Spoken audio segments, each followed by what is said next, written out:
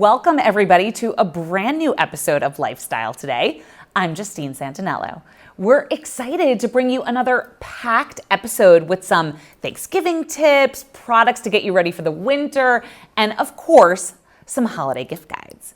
But let's start with our first guest. You've definitely heard his voice before since he's voiced some of the most iconic animated TV and movie characters we all know and love. Rob Paulsen joins us now. Hey, Rob. Hello, Justine. Thank you for lowering your journalistic standards for an old Ninja Turtle. I appreciate that. All right, so I want to start with the national tour, Animaniacs in Concert. Tell us, what can we expect and where can we see you? Thank you very much for asking. What we have here is the music of Animaniacs performed by the people who wrote it and performed it when you were a little girl and grew up with it. And we have a lovely licensing deal with Warner Brothers who allow us to take the music and the cartoons and play it with orchestras around the country. And folks can go to animaniacslive.com and you can find all our tour dates. We just got back from Lynchburg, Virginia last week and the week before in Chicago. And I'm jumping on a plane for Denver tonight, rather a couple hours, I should say.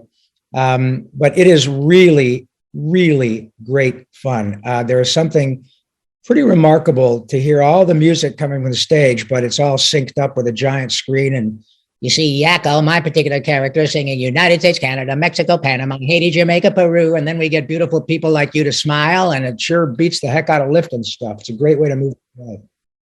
So the all-new Animaniacs on Hulu just premiered season 2 this month, but it's already been renewed for a third season. What is it like for you being a part of such a beloved show?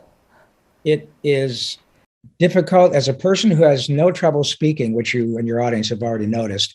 This is where I become speechless. It is very rare. Look, we're in the same business. To have a beloved property that has been beloved, even though it's been out of production for 25 years. And then the king of Hollywood, Mr. Spielberg, says, hey, I reckon we ought to do this again. What do you guys think? And it came back on a brand new platform that wasn't even thought of when we did the first batch. And it's an unqualified success again with the original voice cast. That is a very, very unique circumstance. And it is impossible to quantify, but it just is wonderful. So thank you all out there for watching. And Pinky says, Nerf, and he really means that. All right, now I have to ask you a little bit about your book, Voice Lessons. What can we expect to see in the book?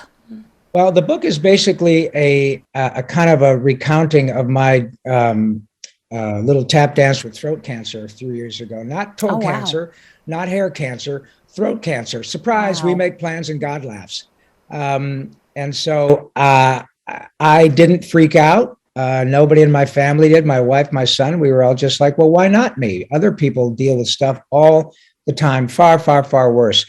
But precisely because I had throat cancer, my experience ended up with a platinum lining because now, due to nice folks like you and Lifestyle, I have a chance to talk about it. And we never know when someone may be watching this lovely chat and say, hey, Dad, that type of cancer you just were diagnosed with, this guy we've been listening to for 30 years is back doing Animaniacs and hasn't missed a beat. Listen to his voice. He's singing. He's fine.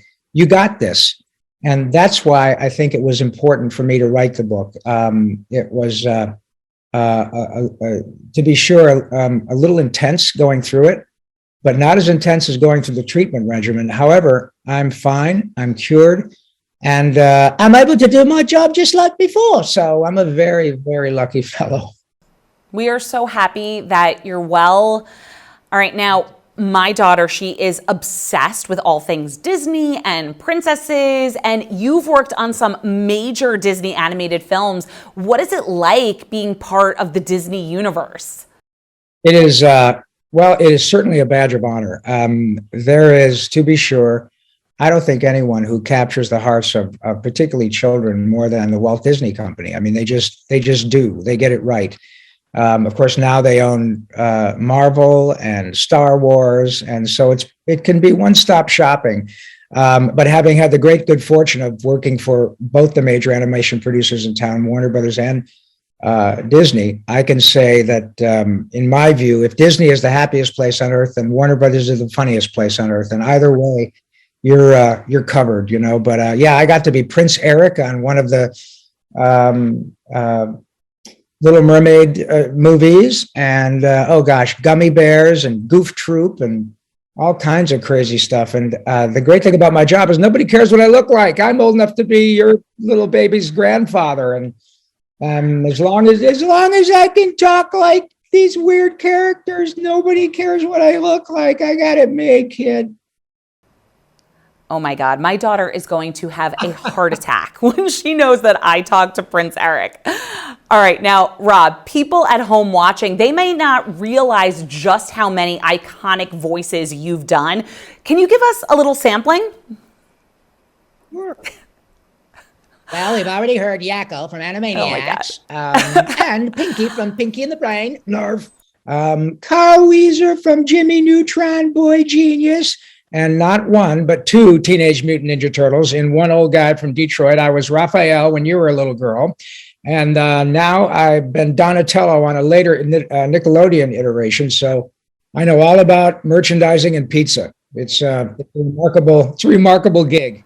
Oh, Rob, this was so awesome. Thank you so much for being with us. My great pleasure, Justine. You guys get free tickets to the Water Tower in Burbank. Come on out. Thank you. All right, guys, don't go anywhere. We'll be right back.